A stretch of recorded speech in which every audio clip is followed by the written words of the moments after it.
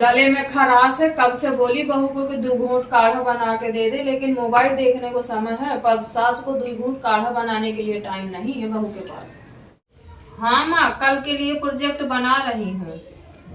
कभी अपने माँ के पास भी फ़ोन कर लिया कर। सोचा आज संडे है तो बेटी से बात हो जाएगी मेरी। चल माँ, अच्छा खाली हूँ, बता क्या बात है। किसी संडे को बेटा मेरे घर आजा छुट्टी लेकर, बड़ा मन कर रहा है तुझे देखने का। अभी नहीं आ सकती माँ, 20 दिन बाद छुट्टी लूंगी तो 10 दिन के लिए फिर आ जाऊंगी आपके पास। ठीक है बेटा, तुम अपना अच्छे से काम कर लो, जब तुम्हारे पास टाइम हो तो आ जाना, बड़ा मन कर रहा है। सबके लिए समय निकल आएगा बहू के पास, लेकिन इस घर में रहने वाली सास के लिए समय नहीं निकलेगा। मैं तो आप ही के पास हूँ माँ जी। पास होकर भी लगता है कि अपने कामों में कहीं खोई हो। बात इधर करती हो, ध्यान कहीं और रहता है तुम्हारा। नई जॉब मिली है माँ जी, इसीलिए समझने में थोड़ा सा टाइम लग रहा है। समझो मैं कहाँ मना कर रही हूँ। काढ़ा बनाई हूँ, पियोगी? ला देंगी माँ जी तो पी लूंगी। अच्छा,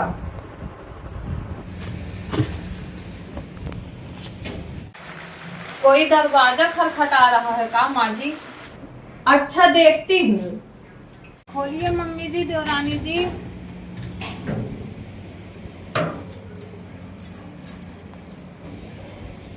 खुश रहो बहू, क्या लेके आई हो? इसमें मम्मी जी चावल है, इसमें दाल दूल चना है। आओ अंदर लेके चलो।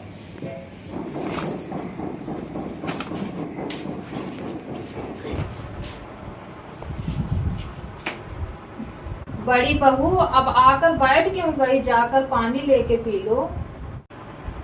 धूप से आई हूँ चल के मम्मी जी, थोड़ी देर आराम कर लूं फिर पी लूंगी। ठीक है बहू। नमस्ते दीदी। खुश रहिए देवरानी जी। और नौकरी कैसी चल रही है आपकी? अच्छी चल रही है दीदी। और चलनी भी चाहिए देवरानी जी। घर में देवर जी बड़े मुश्किल से मन लगा रहे हैं अपना। उनकी खास दूरी है माँ भी और बीबी भी।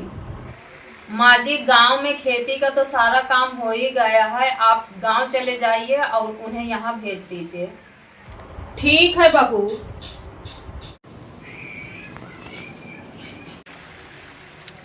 माँ जी, ऐसे जाने के लिए थोड़ी बोली थी मैं। ऐसे बोलो चाहे वैसे बोलो, लड़का बहू नौकरी करेंगे तो सुख लेने का सिर्फ अधिकार उन्हीं को है।